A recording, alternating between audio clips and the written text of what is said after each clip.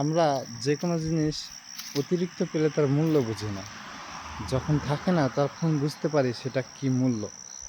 জানি না এই জায়গাটার নাম কি, আমি যেহেতু পড়তেও পারি না, আর ইংলিশে লেখা থাকলে হয়তো একটু ভাঙাচোরাভাবে পড়তে পারতাম, কিন্তু এখানকার লেখা বুঝতে পারবো না। এটার জায়গাটা দেখানোর কারণ হলো, এখানে আমরা এসলাম কাজে। এই বিল্ডিংটায় কাজ করতে এসেছি।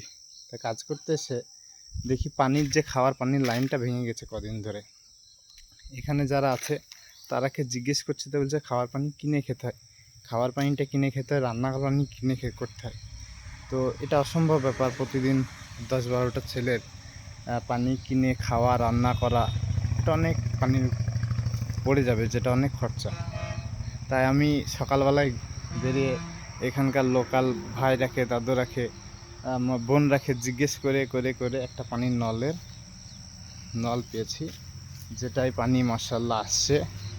এই দেখো, এই পানির নলটা আমাকে এত খুশি দিয়েছে আজকে সকালবেলায়, যেটা কল্পনা করা যায় না।